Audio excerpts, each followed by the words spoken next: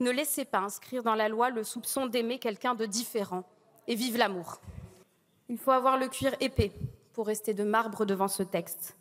Il faut s'être habitué à la brutalité institutionnelle pour ne plus en entendre la violence. Ce texte ne vise pas à lutter contre la fraude matrimoniale. Vous savez parfaitement que rien ne manque à notre arsenal juridique en matière de lutte contre les très rares mariages frauduleux, mécanisme de l'opposition au mariage sur décision judiciaire, saisine du parquet par les maires, lourdes sanctions pénales des mariages blancs. Votre texte ne répond à aucune nécessité. Il n'a qu'un seul objectif, celui d'entraver l'exercice d'une liberté fondamentale, la liberté de s'aimer, la liberté de se marier. Depuis 1792, le mariage républicain, c'est l'acte par lequel la République reconnaît l'égalité des amours dans le cadre de la loi commune.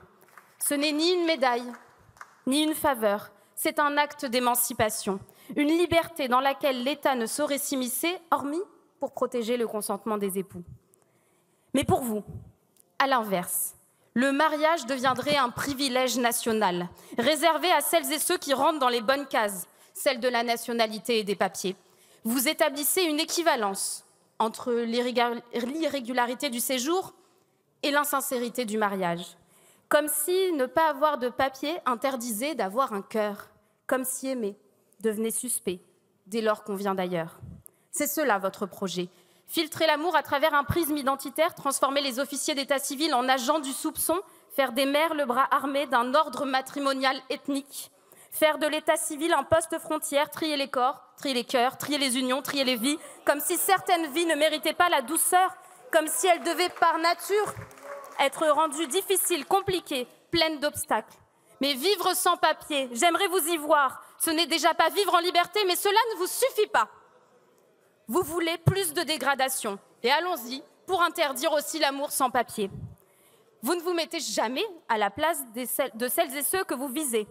Ce n'est pas l'empathie qui vous étouffe, ni la connaissance de l'autre, ni la capacité de voir dans l'exilé un semblable. Au fond, ce que vous proposez sans honte, c'est une politique du mépris. La France que vous dessinez, c'est une France qui refuse le droit d'aimer librement. Une France qui regarde les mariages mixtes comme une menace.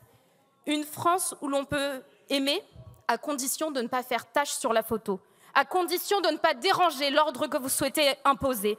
Derrière ce texte, il y a une conception du foyer, de la famille que je combats. Un foyer qui ne tolère aucun corps étranger. Une famille qui se referme sur elle-même. Une vision hygiéniste de l'intime, où l'on purifie les unions comme on filtre les frontières.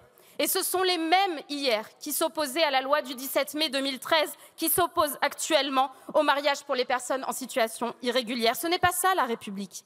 Ce que vous faites n'est pas seulement immoral, c'est aussi illégal. Car oui, ce texte viole délibérément notre Constitution. Il oublie que la loi n'exprime la volonté générale que dans le respect des principes républicains. Le Parlement est tenu par la Constitution, c'est la règle du jeu démocratique et les parlementaires qui s'en affranchissent pour satisfaire leurs bas instincts ne sont pas des législateurs. Vous êtes des délinquants constitutionnels. Et que dire de cette tentative hypocrite de faire passer par la fenêtre ce que le Conseil constitutionnel a interdit par la porte? Vous savez que l'article 1er sera censuré, alors vous cherchez à introduire insidieusement le critère d'irrégularité de séjour en amont de la procédure. Eh bien non, ce que la Constitution interdit en bout de compte n'a pas à être accepté à mi-parcours. Notre histoire est faite de mariages mixtes, d'histoires d'exil, de métissage, de couples qui n'étaient pas prévus par les formulaires. Et cela vous dérange. Alors nous, enfants d'immigrés, issus de ces mariages que vous ne voulez pas voir, eh bien on vous dérange. Eh bien nous défendrons cette idée simple que la République ne se construit pas par la haine mais sur les droits, que personne n'est de trop dans une démocratie digne de ce nom. Ni les étrangers, ni les binationaux, ni les sans-papiers, ni les amoureux. Alors j'en appelle au bloc central, à celles et ceux qui hésitent, à celles et ceux qui doutent, à celles et ceux qui comptent simplement s'abstenir. J'ose espérer qu'il reste ici des femmes et des hommes capables d'un sursaut moral, et à celles et ceux qui n'ont pas encore perdu leur colonne vertébrale républicaine, je veux leur dire, ne laissez pas inscrire dans la loi le soupçon d'aimer quelqu'un de différent, et vive l'amour.